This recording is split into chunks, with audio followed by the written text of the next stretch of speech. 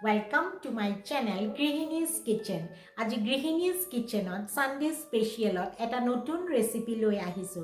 ৰেচিপিটো চাই যদি ভাল পায় তেনেহলে মোৰ channel Grihini's Kitchen like, share আৰু সাবস্ক্ৰাইব কৰিব আৰু কাষতে থকা বেলটো দবাই দিব যাতে মোৰ নতুন ভিডিঅ'ৰ নটিফিকেশন আপোনালোকৰ ওচৰলৈ লগে লগে আহে। তেনেহলে আহক আমি নতুন ভিডিঅ'টো চাই লওঁ। হেল্ল' ফ্ৰেণ্ডছ, মই আজি ডক্টৰ অৰুণিমাই গৃহিণীজ কিটচেনৰ পৰা গোলাপ জামুন বনাবলৈ ওলাইছোঁ। আপোনালোকে ভাল পালে ভিডিঅ'টো please like, share and subscribe কৰিব। গোলাপ জামুনৰ কাৰণে আমাক কি ইনগ্ৰেডিয়েণ্টছ লাগিব আহকচোন চাওঁ। প্ৰথমতে আমাক মিল্ক পাউডাৰ লাগিব। মই আমুল স্প্ৰেটো লৈছোঁ, 9 চামুচ লৈছোঁ। 1 চামুচ বেকিং পাউডাৰ, 3 চামুচ ময়দা লৈছোঁ, 1 চামুচ ঘি লৈছোঁ আৰু গাখীৰ আধা কাপ লৈছোঁ। গাখীৰটো মই আমুল তাজাই লৈছোঁ, আপোনালোকে যিকোনো গৰুৰ গাখীৰটো লৈ ল'ব পাৰিব। এইখিনি এতিয়া ভালকৈ মিক্স কৰি ল'ব লাগিব। প্ৰথমতে আমি গাখীৰখিনি ভালকৈ মিক্স কৰি ল'লোঁ। তাৰপিছত আমি 3 চামুচ ময়দা দিলোঁ। ময়দাখিনি দি আমি ভালকৈ মিক্স কৰি ল'ম। এইখিনি ভালকৈ মিক্স কৰি ল'লোঁ। এতিয়া আমি ইয়াতে 1 চামুচ বেকিং পাউডাৰ দি দিছোঁ। সেইখিনি দিয়াৰ পিছতো ভালকৈ আকৌ মিক্স কৰি ল'ব লাগিব। তাৰপাছত আমি তাতে 1 চামুচ ঘি দিলোঁ। ঘিখিনি দি আকৌ সেইখিনি ভালকৈ মিক্স কৰি ল'লোঁ। এতিয়া আমি ইয়াতে গাখীৰ দিম। মই এইখিনি আমুল তাজা লৈছোঁ, আধা কাপ লৈছোঁ। এইখিনি গোটেই নালাগিবও পাৰে। এইটো আমি অলপ অলপকৈ এনেকৈ এচামুচকৈ দি ভালকৈ মিক্স কৰি যাম। যদি গাখীৰ লাগে তেতিয়াহ'লে আকৌ দি দিম। একেলগে গোটেইখিনি ঢালি নিদিব, কাৰণ বেছি হৈ গ'লে মিক্সটো বেছি পনীয়া হৈ যাব। আৰু যদি বেছি পনীয়া হয় তেতিয়াহ'লে ময়দা অলপ বেছিকৈ দি দিলে হ'ল। আৰু যদি বেছি গোটা হয় তেতিয়াহ'লে গাখীৰ অলপ দি দিব পাৰে। এনেকৈ লাহে লাহে আটা মাৰাৰ নিচিনা বস্তুখিনি গোটেই মিক্স কৰি ল'ব লাগিব।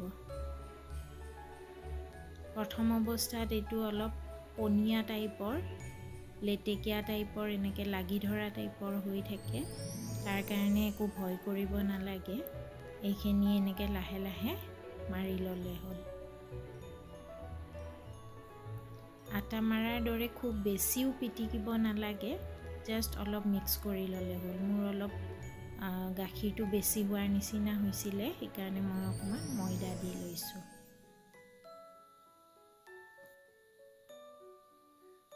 চাওক, এইখিনি এতিয়া মাৰা হৈ গ'ল। এইখিনি আমি এতিয়া 15 মিনিটৰ কাৰণে ঢাকি থৈ দিম অলপ। এইপিনে আমি এতিয়া চুগাৰ চিৰাপটো প্ৰিপেয়াৰ কৰি লওঁ। তাৰ বাবে মই 2 কাপ চেনি লৈছোঁ আৰু সমান জোখৰ 2 কাপ পানী দিম। দি পেলাই এইটো চুগাৰ চিৰাপটো এতিয়া বনাব লৈছোঁ। ভালকৈ এইখিনি মিক্স হ'ব লাগিব পানীত। এতিয়া মই ইয়াতে চেফ্ৰন বা কেশৰ 7-8 টুকুৰামান দি দিছোঁ। এতিয়া ভালকৈ লৰাই লৈ এইখিনি মিক্স হোৱালৈকে ৰখিব লাগিব। এতিয়া আহকচোন চাওঁ আমাৰ মিক্সটো কেনেকুৱা হৈছে। এয়া চাওক, এইখিনি এতিয়া টান হৈ গৈছে। এতিয়া আমি অকণমান হাতত ঘি লগাই লৈ এইখিনি ভালকৈ আৰু অলপ মাৰি ল'ম। আটাৰ মাৰাৰ নিচিনা জাষ্ট হাতখনেদি অলপ মিক্স কৰি ল'লে হ'ল আৰু কোমল কৰি। এইটো ছফটনেছৰ ওপৰতে আপোনাৰ গোলাপ জামুনটো কেনেকুৱা হয় সেইটো নিৰ্ভৰ কৰিব। যিমানে আপোনাৰ এইটো ছফ্ট হ'ব সিমানে গোলাপ জামুনকেইটা নাফাটে, আপোনাৰ ধুনীয়া হৈ যাব। এয়া চাওক, ভালকৈ এতিয়া মিক্স কৰি আমি ইয়াৰ পৰা সৰু সৰু পেৰাৰ নিচিনা লাড্ডু বনাই ল'ব লাগিব। এয়া এতিয়া এটা এটাকৈ সৰু সৰুকৈ আমি লাড্ডু বনাই ল'ম। লাড্ডুকেইটা আপুনি একদম সৰু কৰিয়ে বনাই ল'ব, কিয়নো ইয়াতে বেকিং পাউডাৰ আছে কাৰণে পিছত এইকেইটা ফুলি যাব, গতিকে ডাঙৰ ডাঙৰ হৈ যাব। সেইকাৰণে এতিয়া আমি এটা এটাকৈ বনাই ইয়াতে প্লেটত থৈ যাম। এইটো মোৰ ফাৰ্ষ্ট লাড্ডুটো চাওক কি ধুনীয়া শ্বাইনিং টাইপৰ হৈছে।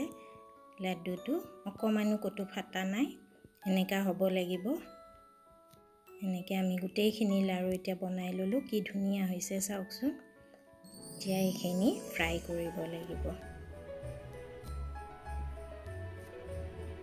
এই আমি কেৰাহীটো বহাই দিছো একদম লো ফ্লেমত আপোনাৰ এইখিনি ফ্ৰাই কৰিব লাগিব প্ৰথমতে আমি অকমান হেই দি চাই লৈছো মিক্সটো অকমান দি পেলে চাই লৈছো হেতু যেতিয়া আপোনাৰ ওপৰত ভাহি আহিব তেতিয়া আপোনাৰ তেলটো ৰেডি হৈ যাব গটিকে আপুনি তেতিয়া হেইখিনি লাড্ডু গিটা দিব পাৰিব এইটো দেখিছে ওপৰত ভাহি আহিছে এতিয়া আমাৰ তেলটো ৰেডি হৈ গৈছে এতিয়া আমি গোটেইখিনি এটা এটাকে প্ৰথমতে দুটা তিনটা মান দি চাব কেনেকুৱা হয় এতিয়া মই পাঁচটা দি দিছো এইকিটা আমি প্ৰথমতে ফ্ৰাই কৰি লম দিয়াৰ পিছত তৎক্ষণাতে তেলটো চুব নালাগে লাড্ডু গিটা আপুনি তেলটো লৰাবৰ কাৰণে কেৰাহীটো অলপ লৰাই দিলেই লাড্ডু গিটা আপোনাৰ লৰি যাব আৰু যিমানে এটা লাহে লাহে ফ্ৰাই হ'ব সিমানে হি ওপৰলৈকে উঠি আহিব প্ৰথমতে তলত পৰি থাকে তাৰ পিছত যিমানে গৰম হৈ আহিব সিমানে ওপৰত উঠি আহিব তেতিয়া এনেকে একদম লো মিডিয়াম ফ্লেমত ভাজিব লাগিব এয়া চাও ধুনীয়া কালাৰ হৈ আহিছে এতিয়া ব্ৰাউন এনেকে অলপ ভাজাৰ পিছত হৈ গলে আমি এইখিনি এতিয়া সুগাৰ সিৰাপত দি দিম কাখত সুগাৰ সিৰাপটো আছে ৰেডি হৈ কোনোবাই যদি অলপ বেছি কালাৰ কৰিব বিচাৰে তেতিয়া হলে অলপ কলালৈকেও ভাজিব পাৰে মুৰিগিটা ৰেডি হৈ গল এতিয়া মই এটা এটাকে উঠাই সুগাৰ সিৰাপত দি দিম এয়া সুগাৰ সিৰাপত দি দিলো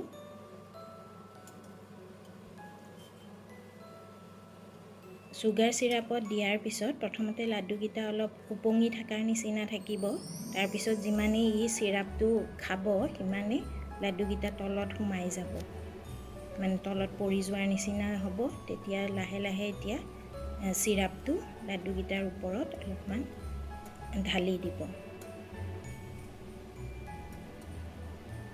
সিৰাপটো কিন্তু গৰম হৈ থাকিব লাগিব গটিকে অকমান যদি ঠাণ্ডা হোৱা যেন দেখে অলপ লো ফ্লেমত সিৰাপটো ৰাখি দিব পাৰে মই এটো অফ কৰি থৈ দিছো মোৰ গৰম হৈয়ে আছে এতিয়া আমি আনগিটা লাড্ডু আৰু এটা এটাকে দি পেলে এইগিটা লাড্ডু ভাজি লম এই আমাৰ এইগিটা লাড্ডু এতিয়া ভাজা হৈ গল এটো ব্ৰাউন ঠিক হোৱা নাই ব্ৰাউন হৈ আছে এতিয়া লাহে লাহে ব্ৰাউনটোৰ পৰা কালাৰটো আহিলে এই আমাৰ হৈ গল এইগিটা এতিয়া আমি উঠাই আকৌ সুগাৰ সিৰাপত দি দিম